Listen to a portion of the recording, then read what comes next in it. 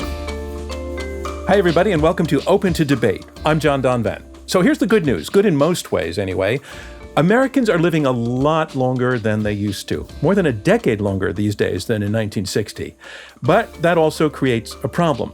Social Security, the safety net program designed to help seniors survive financially once they stop working, once they retire. The problem is that the relative percentage of the population retiring keeps getting bigger, while the percentage of the population paying into the system is generally getting smaller. Solid and somber predictions say that we are 8 to 10 years away from the Social Security trust funds running out. Now, the system faced a similar crisis 40 years ago, and one of the fixes used then was a gradual raise in the retirement age from 65 back then to 67 today. Should that be tried now? It's got some history behind it, but it's also facing some strong pushback. Listen to this for a taste of how much pushback there can be. This is France, where a move to raise the retirement age led to massive protests and strikes earlier this year. The how and the why of both sides of the argument are what we are about to explore here as we debate this question: should the government raise the retirement age? So let's meet our debaters. Arguing that the answer to that question is yes, Senior Vice President and Senior Policy Director for the Committee for a Responsible Federal Budget, Mark Goldwine. Mark, thanks so much for joining us at Open to Debate. I'm so glad to be here. And answering no to the question, should the government raise the retirement age, Irene and Bernard L. Schwartz, Professor of Economics and Policy Analysis at the New School, Teresa Ghilarducci. Welcome, Teresa, to Open to Debate. Thanks very much. So just before we start, I would love to get a sense from both of you about why you care about this, why you said yes to a debate on this topic. So I'll go to you first, Mark. What are the stakes for you in this argument? What do you want to take on in this topic with us? Well, look, I'm a Social Security nerd. I've been interested in this topic since college. I've continued to focus on this issue through my whole career. So I'm just so glad to get the opportunity to chat with all of you about it. Teresa, this is your turn. Same question to you. You said yes to a debate on the topic, so you obviously have some stakes in this. What are they? Yeah, like Mark, I've been a Social Security nerd ever since school as well, and was asked to testify in Congress when Reagan cut Social Security. But the stake in this is not just intellectual. The stake is also very personal. I live mostly with my grandmother and mostly on government programs. So in my head, I had to care about fiscal responsibility and care about economic fixes because I'm an economist.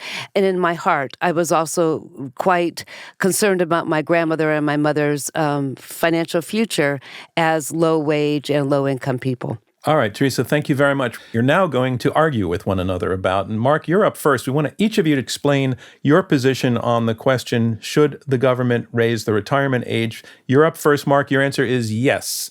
Tell us why. So I think raising the Social Security retirement age is one of the smartest things we can do to strengthen that program. I think that for fiscal reasons, for economic reasons, and for social welfare reasons.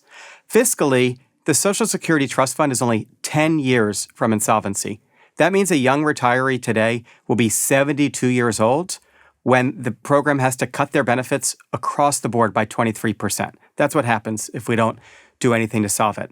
Now, personally, I would address this mainly from high earners. We need to do the equivalent of either raising taxes by a third, cutting benefits by a quarter, or some combination. I would do this mainly by increasing the taxes paid and adjusting the benefits received for high earners.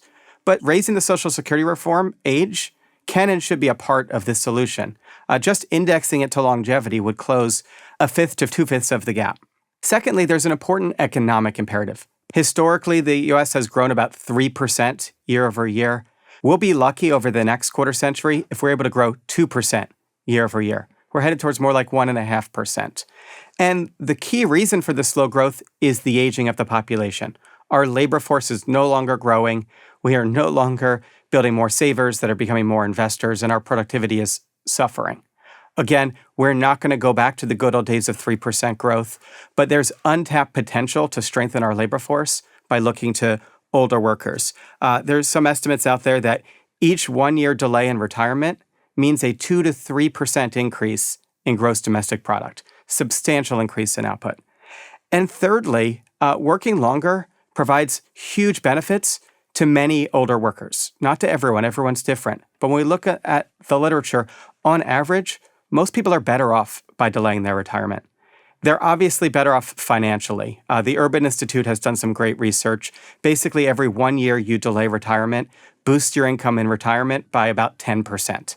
That's because you have 1 year less that you're withdrawing from your savings and 1 year more that you're contributing to them. So it's good economically for families, but it's also good, it turns out, on a whole host of other reasons. People that retire later, as a result, the literature shows, live longer, they are physically healthier, they are mentally healthier, they have stronger social networks, they spend less time at home drinking and watching TV. On every front, the average worker is better off by delaying retirement a little bit. And this can help send those kinds of powerful signals to help people retire. Now, this is not some radical idea that we would raise the retirement age. In 1965, 60% of those age 65 worked. Right before the pandemic, that was 50%. And if you adjust for changes in longevity, as the Urban Institute has done, it's more like the equivalent of 25%. So what we've seen is that even as people are living longer, even as they're healthier overall, even as jobs have become less physically intensive, people have been retiring earlier, not later. And I'm not suggesting we turn that over overnight. But for example, a plan that Teresa, my debate opponent, supported from the Bipartisan Policy Center would raise the age by 2 years over a 50-year period. I think that gives workers enough time to plan and adjust. Thank you very much, Mark. And now, Teresa, it's your turn again to remind listeners on the question, should the government raise the retirement age? You are a clear no, and you have 4 minutes to tell us why. Hey, that's because raising the retirement age to age 70 has nothing to do with work or health or even retirement. It's just a cut in benefits across the board. Raising the retirement age, as Mark proposes, would cut benefits for everybody by 13 to 50%. That means the average monthly Social Security benefit, which is only now $1,800 per month, would fall to under poverty levels at $1,500, way under. So there are 5 main reasons we should not cut Social Security benefits by raising the retirement age. It's a very bad idea, a very bad way to handle the coming deficit. First, there are plenty of non-regressive, growth-promoting ways to raise money to pay full Social Security benefits. We could roll back the Trump tax cuts for the wealthy, and we could lift the tax cap on high earners. Second, raising the retirement age and cutting benefits to force financially strapped elders to look for work because employers sometime in the future might have to improve pay and working conditions for everybody else under 65 is not good policy.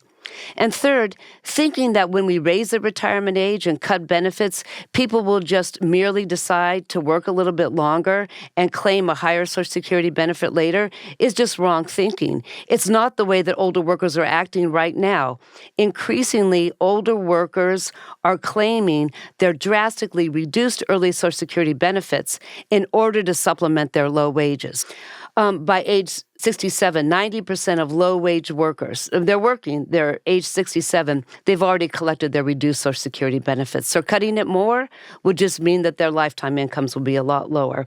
And working longer isn't just so easy. You can't just decide to work another couple of years. We can't even fully employ workers under 62. Only about half of Americans are continuously employed between ages 51 and 61.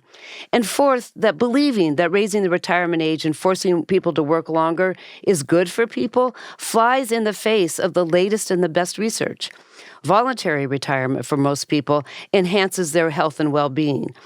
Working longer for most people, especially for the middle class and below, hastens morbidity and death, brings on depression, and can prolong pain, the pain that comes from a lifelong career and working in jobs where you don't control the pace and content of the physical and mental stresses of those jobs.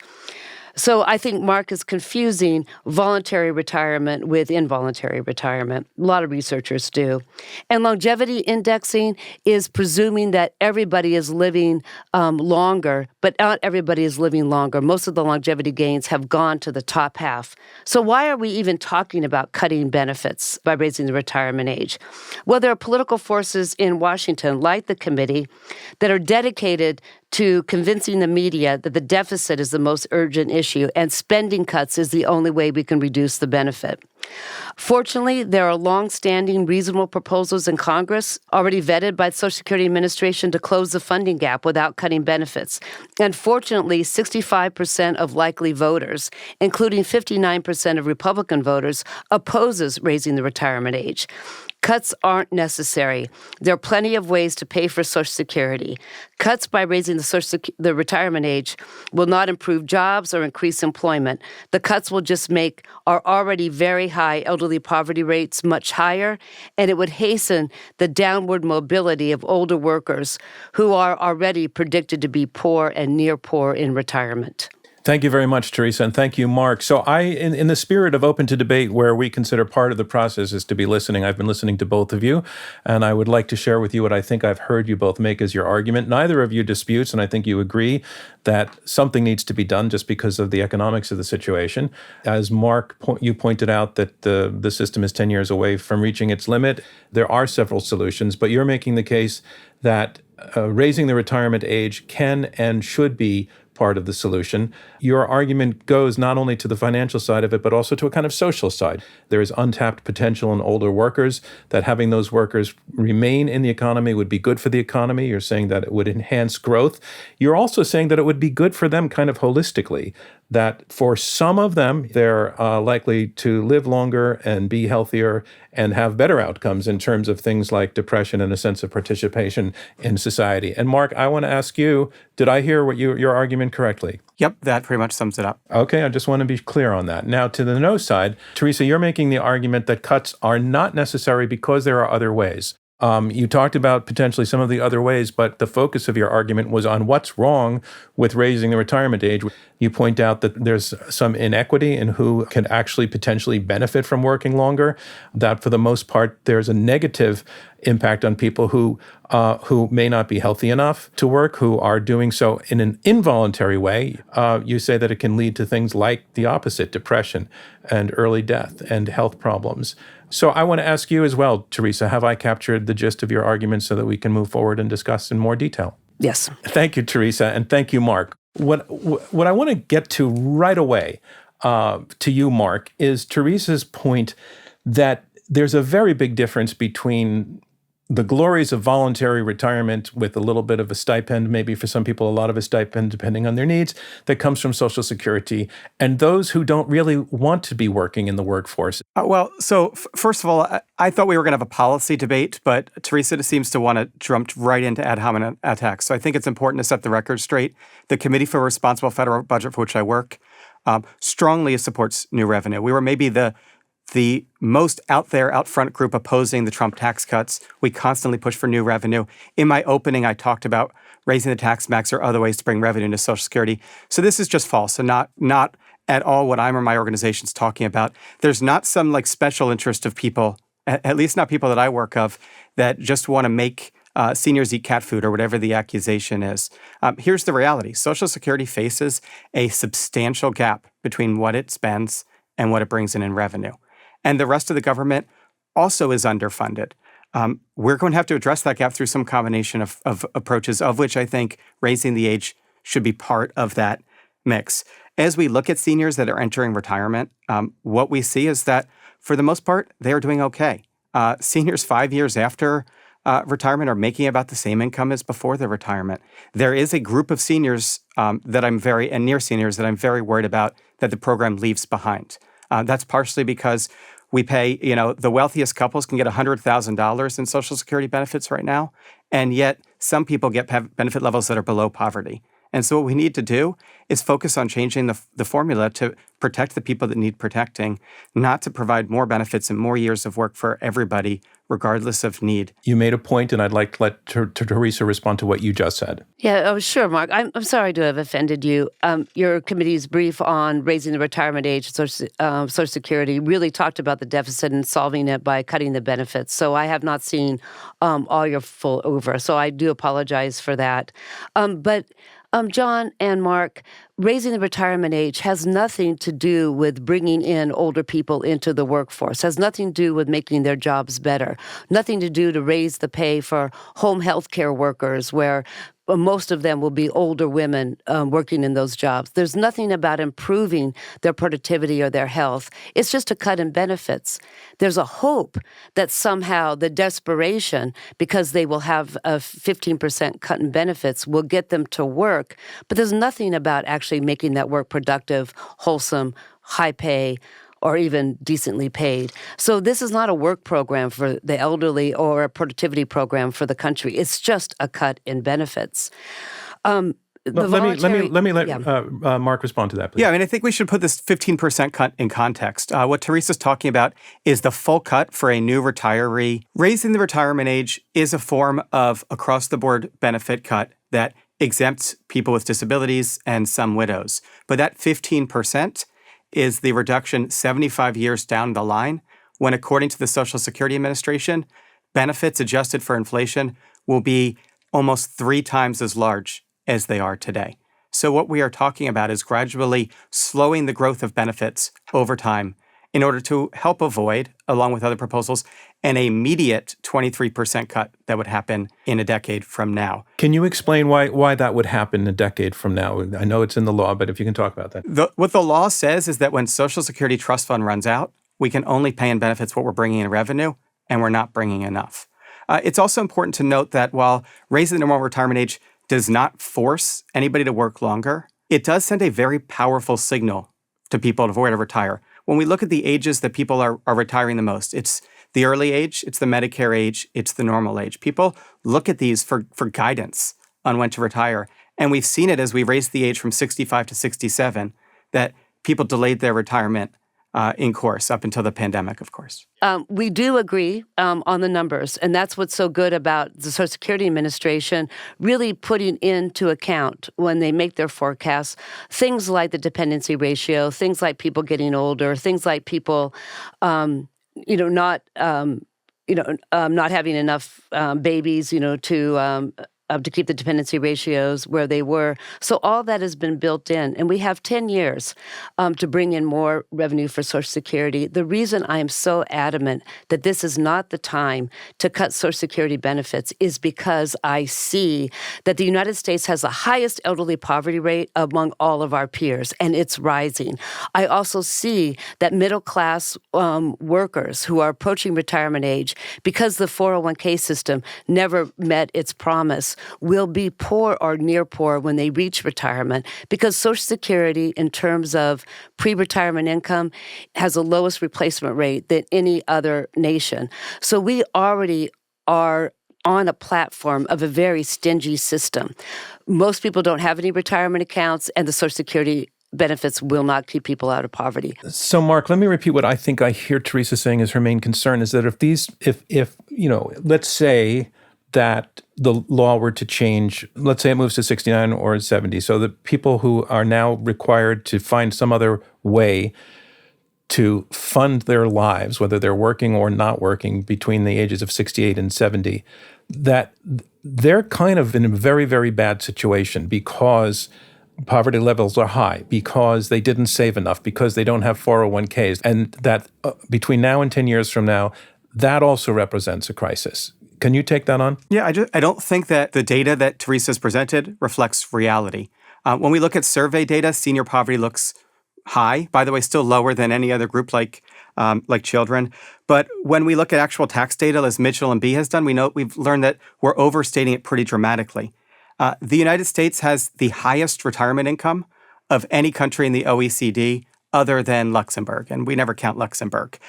Even at sort of relative to lifetime income, we're in the top 30% or so. Most seniors are doing okay, and to tell them that seniors 50 years from now would have to work 2 more years if they want to make up for all of their lost benefits. By the way, 75 years from now, would have to work 3 more years at a time that life expectancy is up 4 years, that benefits have tripled. I don't think that's such of a imposition relative to the 23% cut that they face today. Are you saying without that move in the retirement age, that the system is doomed between now and 10 years from now? No, the system isn't doomed. I'm an optimist. There are many solutions. Now I'm going to give a positive plug. If you visit socialsecurityreformer.org on our website, you can develop your own plan that's any kind of mix of changes to the taxes and benefits. Retirement age is not a vital component to Social Security solvency, but it makes the plan a lot smarter. And it's certainly better than an equivalent across-the-board benefit cut that does hit people with disabilities and that doesn't send these signals for people to work longer. Teresa? There are ways to raise benefits and actually raise revenue that solve the problem that I see coming to us. We have a tsunami of 55 to 61-year-olds. I already told you that only half of them have been continuously employed for the last 10 years before they reach retirement age. They have not had the 401k buildup. They've been really hammered by the 2008 financial crisis. So that's my demographic. Those near retirees are going to hit age 62, 65 without the kind of platform that their parents and grandparents had. Under the proposal I'm talking about, those retirees would have a retirement age that's somewhere between no later and a couple of months later, because we're talking about a very gradual change. Yeah, have you seen the data on people who are forced out of the labor market way before they plan? You're talking as if people can actually look at a spreadsheet, sit at a kitchen table, and decide with their partner how long they're going to work. It turns out that layoffs, age discrimination, health effects come suddenly, and the needs of their spouse pushes 51% of people who are retired now to say, I retired a lot earlier than I planned. Mark, I'll join with you to improve the labor market for older workers. I'll go hand in hand with you to increase retirement benefits so that people can retire or work. I'll go hand in hand with you to fight age discrimination. But it is not smart policy to cut benefits, presuming people can work longer. You just made a point 2 sentences back that I'd like Mark to take on, where you talked about the numbers of people who can't get a good job, who have been pushed out of their job, who haven't saved the money, who don't have a kind of quick option to pick up a good job because they need to work a few years longer. Mark, that sounds like a real thing to me. So I'd like you to address that critique of the idea of raising the retirement age. Yeah, it's a real thing in the sense that this happens to real people, right? And in that I'm with Teresa in doing more to improve work opportunities for older workers and strengthening the safety net.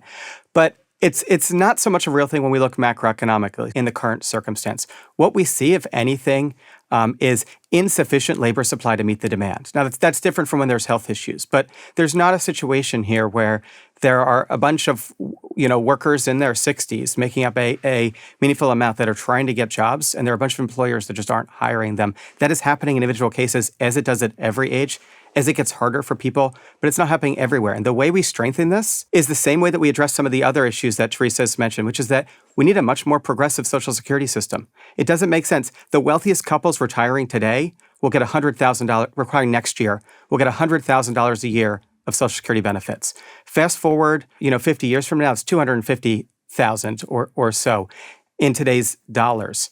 There is plenty of money for us to take just a little bit of that from the highest earners going forward and use it to strengthen benefits for the lowest earners. You both do seem to agree on the idea that people of higher means should be contributing more and receiving fewer benefits because they don't really need it. I don't think Teresa agrees on receiving fewer benefits, but we both agree they should be contributing more. Mark, the age discrimination point that Teresa brought up in terms of, these kinds of jobs that you're 65 years old and you've got to work for 3 or 4 more years, how good a job can you get depending on your skill level? Yeah, this is something I worry about. And age discrimination is not an easy issue because if the rules are too strict, they actually, they ironically can worsen it because there's no room to offer different types of jobs. It's really hard if productivity is going down, for salaries goes down. But if they're too loose, seniors can be out of job. And so this is an area that I take very seriously, and I know Teresa does too. And we need sort of a comprehensive solution to look at retirement. But again, a 65-year-old today is not going to be very different from a 67-year-old 50 years from now. A 67-year-old is not going to be very different from a 69-year-old. And so we need to think, would our optimal policy be to lower the retirement age? To me, if I'm thinking about what's the best way to boost benefits at the bottom, the number one would be, for people that need it, number one would be a targeted benefit approach towards those who need it. Number 2 would be something that's flat dollar across the board. Number 3 would be flat percentage. And maybe the worst one would be, here's a policy that raises benefits across the board for everybody, no matter how rich you are, unless you're disabled or a widow, and discourages you from working and earning more. That would be just about the worst policy. Mark, you made a point in your opening, the nuance of which I'm not sure I fully grasp, but you said the fact that the retirement age currently stands at 67 kind of tells folks out there that's when you retire, that you create the arc of your, I think you're saying you kind of create the arc of your work life to be winding down by the time you're 67. And I'm not sure what's wrong with that or what's right about that. Yeah, my point here was Teresa made the correct point that when you raise the normal retirement age, what you were doing is reducing benefits. At the pace that I was doing it, you're reducing them 15% over a period. They're increasing 300%, so it's really slowing the growth. But you are reducing the benefit received at any given age.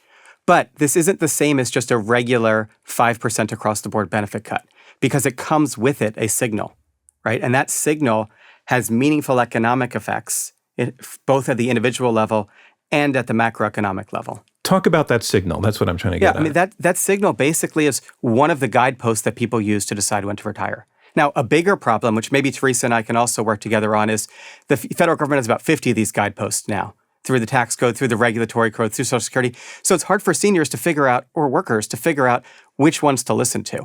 But Social Security is kind of the biggest one, and so 62, the age you can receive benefits, is a meaningful year. 67, that full age, is a meaningful year, even though there's not really a difference between retiring at 67 and 68 for sort of a lifetime benefits perspective. Okay. I want to let Teresa, you've been very patient for the last few minutes. Can you take on this question about the signal that's being sent? Yeah, Mark, no, that's something that we've heard about like 30 years ago. And signals are important for behavior. And people, because they have been getting more educated, older people are working a little bit longer.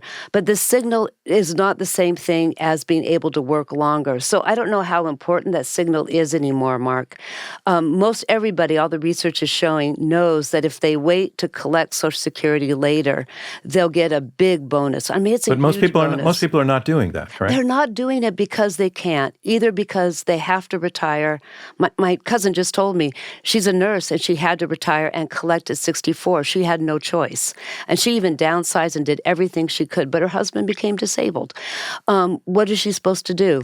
Also, I'm really horrified that people are continuing to work and not doing what Mark hopes they do, wait and claim later, but they're having to collect Social Security in order to stretch their paycheck. So they're working and collecting Social Security. So the signal just doesn't matter anymore.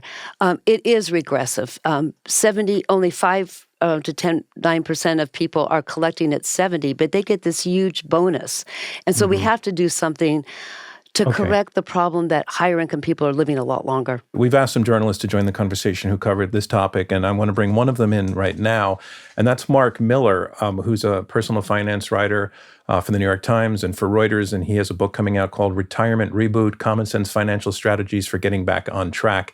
And this is his question to us, and I want to go to you first to answer it, Teresa. Hi, I'm Mark Miller. So when we think about a higher retirement age and people working longer, and we think about longevity, we also know that those gains in longevity and the ability to work longer, those are not evenly distributed across the entire population, which is the critical issue when we talk about a program like Social Security, which is universal. And so my question about yet another increase in the retirement age is that how is that going to be equitable across the entire population? Thank you very much. Thank you, Mark Miller, for your question. I want to go to Teresa for that. The problem is that most of the longevity gains have gone to the people in the top half of the earnings distribution. And we used to actually live longer together. When Social Security benefits increased and Medicare came in, we really brought up the health and well-being of people at the bottom. But when, after Reagan and Congress cut benefits, we saw a big widening in life expectancy. And so making people work until age 67 or even 70 means that you're cutting short the retirement lives of people in the bottom half of the distribution. You're saying, oh, you only catch a break from paid work for 4 or 5 years and even be healthy. But for the top half, you get to live another 15 years. So what we're doing, if we cut benefits and make people work longer, is really cutting the distribution of retirement time and healthy retirement time across the population. And that just sickens me, actually. I go from my head to my heart to say that that's just not fair. Mark? We need everybody living longer by getting at the social determinants of health, the healthcare system. But the fact that there's this differential in longevity, this doesn't actually make raising the retirement age regressive. What it makes regressive is the lifetime annuity benefit under Social Security. It's the fact that Social Security provides a benefit forever that causes changes in life expectancy to make it more regressive. The solution, of course, is not to say you only get X years of Social Security. That would be crazy. But the solution is to look to the part of the Social Security reform formula that deals with changes in progressivity. That's mainly what's called the PIA formula, the formula that is progressive, but in my opinion, not progressive enough in designing the benefits. I'd also go further in 2 ways. First of all, a minimum benefit. And secondly, I've also actually designed a specific type of minimum benefit I call the age 62 poverty protection benefit that limits the effect, effectively insulates the effect of any age increase on the lowest earners because you don't want to cut their benefits. The lowest earners actually need more money in retirement. The issue is we don't need to give more money to the wealthiest people in order to give more money to the poorest people. There's a question I wanted to put to each of you. We've been talking a lot throughout the debate about the impact on older workers. Why should younger workers listening to this debate care? What's at stake for them, if anything? Teresa, take that on first, please. Yes, Social Security is very much an intergenerational program. We just did some research to show how many adult workers are taking care of their elderly parents. And again, they're taking care of them in terms of time and money, and they're doing it because their Social Security benefits are already too low and they don't have other kinds of pensions. If the Social Security benefits go even lower or don't increase, then that burden on mothers and workers, mostly mothers, but sometimes fathers too, and sons, will be even greater. So Social Security is very important for the whole family. Also, over 4 million children get Social Security benefits, and there is a high rate of disability in this country where much younger people rely on Social Security as well. Mark? Yeah, so first and foremost, we need to save Social Security from insolvency for those that are on the program today. You know, my mother is going to, I shouldn't say her age, but my mother is still going to be on the program for quite a few years after that 23% across the board benefit cut. But my child is going to be 18 when that cut happens. And under the current law, we have no way in place to make sure that those benefits are there for ourselves, for our kids, for our grandkids. I have another question related to the age issue. I wonder what the impact would be for younger workers if older workers are not moving on and vacating spots, et cetera, like holding on to jobs. Is that a positive or a negative or not really an issue at all? If you could take that on first, Teresa. Yeah, I will. I think Mark and I will agree that in general, having more workers to an economy is a good thing. We're not going to disagree, but there are some occupations where older people do reach their peak, before they're 67. They've reached their peak in their 50s. And hanging on to their jobs actually does block job opportunities for people who are more productive and really need the work. And I'm thinking about my profession as a professor. We have these English professors. I quoted one in an article I wrote in one of my books, who said, I should be retiring from Yale. I'm in my 70s, but I want to work a few more years to get a little extra money. In the meantime, he's graduating 3 or 4 PhDs in English, who actually one of them came to try to get another PhD at the New School. So there are occupations where older people are hanging on to their jobs and are not leaving room for advancement. Yeah. So I think productivity in the economics profession will benefit from Teresa working more years past the normal retirement age, not less. The truth is, we can look at isolated areas where productivity may go up or down. Older workers tend to be much more productive in some things because they have the experience behind them, less productive in others because they're not always as adaptable to new technologies and because of physical differences. But overall, this is something I think called the lump of labor fallacy. The idea, for example, we brought in a bunch of immigrants, that there wouldn't be enough jobs for Americans. I don't think that's true in general. It may be true in a specific moment in time if it happens too quickly or if there's a big disruption in the economy. But we actually see in this economy is our labor force has slowed so dramatically that having seniors work, a few months longer, a month longer every 2 or 3 years, all that would do is slow the growth of slowing in our labor force. And I think that's something we could easily handle and the economy would benefit from it. A lump of labor is not a term that I've heard before. And I just want to take a very quick sidetrack. Is it the fallacy that all workers are the same and there's just one big lump as opposed to differentiating their skills and sets and individual qualities and abilities? It's really the fallacy that there's only a fixed number of jobs. As we bring more people, they're going to take those jobs and kick out the other people. It should have been called the lump of jobs fallacy. But it only refers to actually employment. It doesn't refer to the pay and working conditions. I want to welcome Jessica Hall to Open to Debate. And Jessica is a retirement reporter for MarketWatch and has agreed to join the conversation and bring in some smart questions. So Jessica, thanks so much for joining us and come on in with your question. What's the downside of a higher cap or no cap on Social Security taxes? So, Jessica, can you back up to tell people what the cap is? As it is, I think maybe people are familiar with what it is, but it would be helpful for you to describe it. From what my understanding is that it's basically there's a cap on the Social Security earnings, and once you're above that point, you don't pay more into the system. You max out of the system. And so I think you're asking the question, for people who are higher income, if they're making $200,000, why not be taxing them on the $200,000 to support the system? So what about that question, Teresa? I don't think there's much downsides to raising the cap. It's about time, given that the growth of earnings have really occurred over the cap. And we have 506 people who already pay their Social Security tax by the time they go to New Year's brunch. They get about $160,000 per day, and they're done. But the person who serves them brunch or their maid has to pay the entire year.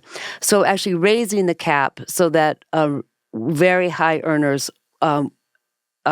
pay longer, like we do for Medicare, would bring substantial amounts of income to the system. In terms of fairness, it would be fair, and in terms of backlash, I think their backlash would be muted. They can afford it. One problem would be that they will not get a corresponding increase in benefits. Maybe a little bit in the Congressman Larson's bill. There's a little bit of an increase in benefit, and they may politically not support the Social Security system as much as they do now. But it's such a small part of the voting group that I think we can have enough support for Social Security without their buy-in. So I'm in favor of the 4 or 5 proposals in Congress to just lift the cap. What about you, Mark? I also support increasing the cap. I think it's a useful way to progressively bring income into the program. It's not a cost-free way. When you raise the cap, 12.4%, that's a big marginal tax increase. That's going to reduce some people's incentive to work. It's going to increase their incentive to reclassify income. And if we raise that cap at the top, you've basically put the top rate at something like 52%, in some states upwards of 60%. That's going to limit how much we can raise taxes for other really important purposes, whether it's more investments or deficit reduction, which I support, or investments in kids or social welfare. So it's not a no-brainer that's where we should put all the money. Most important, but I support it. But most importantly, if we were to eliminate the cap, it would only close, depending on how we did it, half to 2/3 of the structural Social Security gap. And so we would still need more things on top of that to get to full solvency. And so I would support a plan that raises the cap and also raises the retirement age. So I have another place to get revenue with and not cut benefits, and that is to tax investment income. A few years ago, Elon Musk earned or lived on $87 billion per year. If he paid the Social Security tax, I'm not suggesting it, but if you taxed all of that income, with the Social Security tax, $10 billion more would have flowed into the system, which would have actually added quite a bit. Jessica Hall, thanks so much for your question and for bringing that part of the conversation to the table. I really, really appreciate it. I want to now bring in Mark Stein, who is editor for PBS Next Avenue, Money and Policy, Work and Purpose. Mark, thanks for joining us, and come on in with your question. I recently saw a Harris poll taken earlier this year in which people said when they plan to quit working full time. And I was absolutely gobsmacked by the numbers. 25% of the 1,300 people who were interviewed said they would plan to stop working before age 50. 3/4 before 65, which is the exact opposite of what I would expect. Does it surprise you that so many people still, to this day, think, oh, well, yeah, I'll just knock off at 55? We and other researchers have done a deep dive into the quality of jobs. And so I am not surprised at the desire when you talk to a surveyor to leave those jobs. Jobs have gotten a bit worse. So we're seeing a lot of Mark called them social determinants of health. I just call them plain inequities in the kinds of jobs and the kind of health effects of jobs. So we're seeing many people come to their retirement age at 62 really improving their health because they're leaving insecure jobs that have what's called, the researchers call, a very low reward to effort ratio. So I'm not surprised at all. Mark? I think survey data is always tough, especially when you're asking people about the future. What we see as it gets closer is that a lot of that survey data does start to approach. As people get closer to the age, they do start to think they're going to retire at whatever the normal age is. And then as they hit 62, a lot of them pull back and end up taking the early age. And sometimes it's for really important reasons, as Teresa mentioned, their health isn't there and they have this lifeline. Other times the survey data it's kind of for I don't want to say stupid, but it's kind of for silly reasons. My office hired this new guy and I don't really like him. Or this isn't silly, but it's real. My housing value went up $50,000 more than I thought it would, which happened a lot over the course of the pandemic.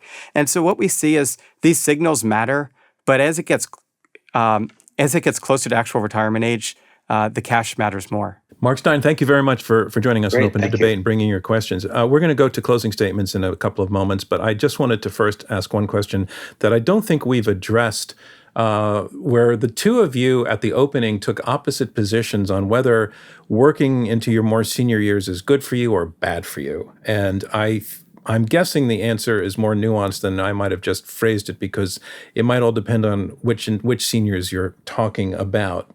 Teresa, why don't you take that first? It really depends upon who you look at. When you talk to senators and professors and think tank directors, we love our jobs, and our occupations are such that we seem to get better at it. And we have these crystallized knowledge, and we also control the pace and content of our work, and we tend to, based on the IRS literature, get paid for it. You can see that our income is going up. So I don't dispute that for some people, working longer improves your relationship with your partner, and it also gives you more money, more satisfaction, and you get more and more status.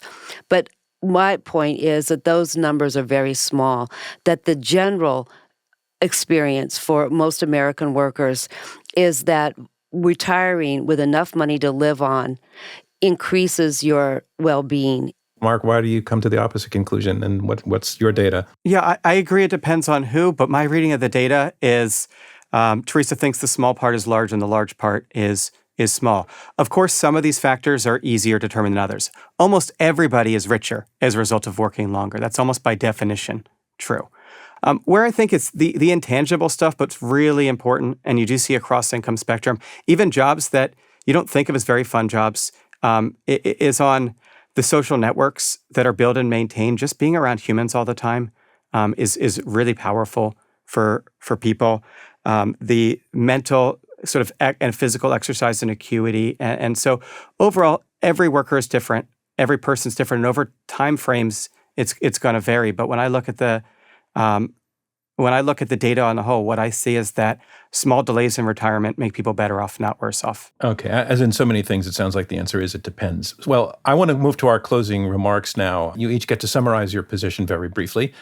Teresa, since Mark went first for our opening statements, you'll have the floor on this. One more time, in answer to the question, should the government raise the retirement age, you are saying no.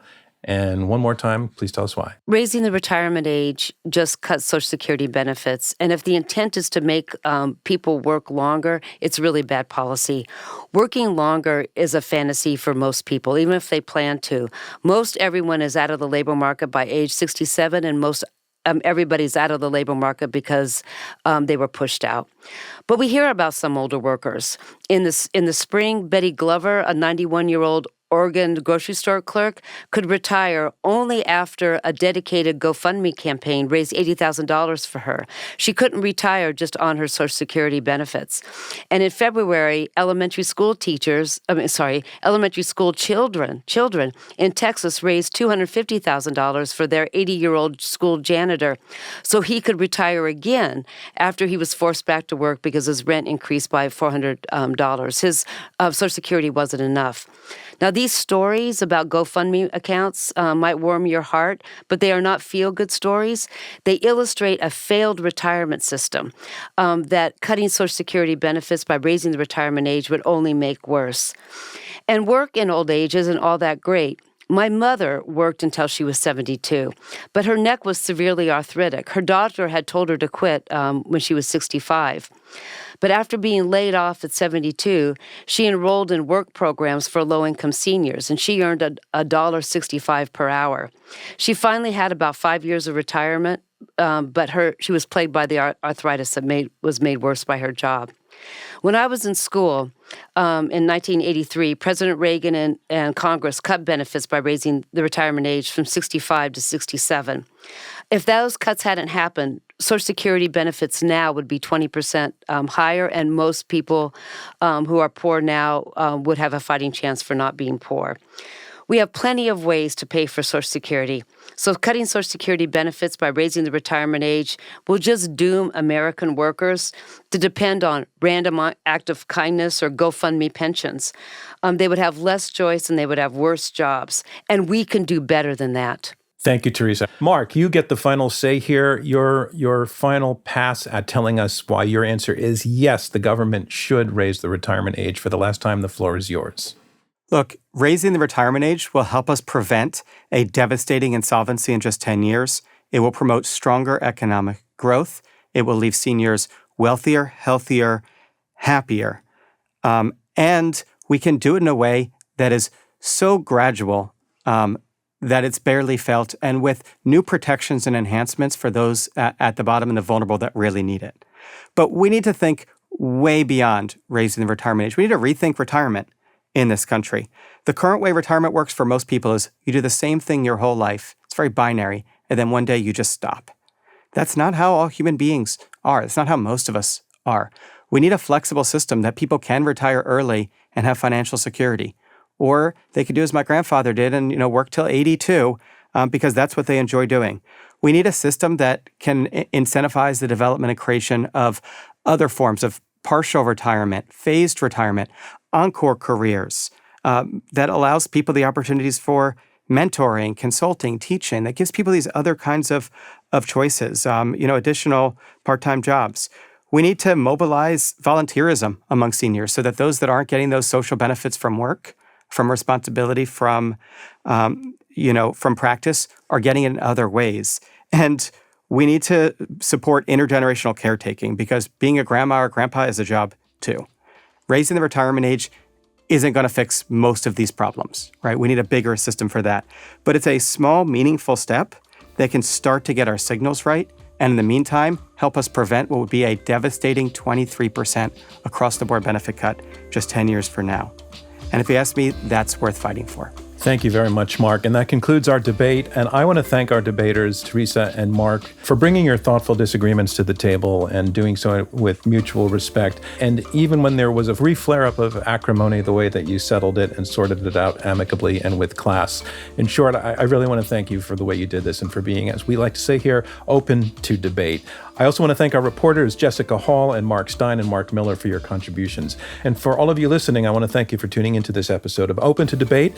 As a nonprofit, our work to combat extreme polarization through civil and respectful debate is generously funded by listeners like you, and by the Rosencrantz Foundation, and by supporters of Open to Debate. Open to Debate is also made possible by a generous grant from the Laura and Gary Lauder Venture Philanthropy Fund. Robert Rosencrantz is our chairman, Clea Connor is CEO, Leah Mathau is our chief content officer, Julia Melfi is our senior producer, Marlette Sandoval is our editorial producer, Gabriella Mayer is our editorial and research manager, Gabrielle Iannicelli is our social media and digital platforms coordinator, Andrew Lipson is head of production, Max Fulton is our production coordinator, Damon Whittemore is our engineer, Raven Baker is our events and operations manager, Rachel Kemp is our chief of staff. Our theme music is by Alex Clement. And I'm your host, John Donvan. We'll see you next time.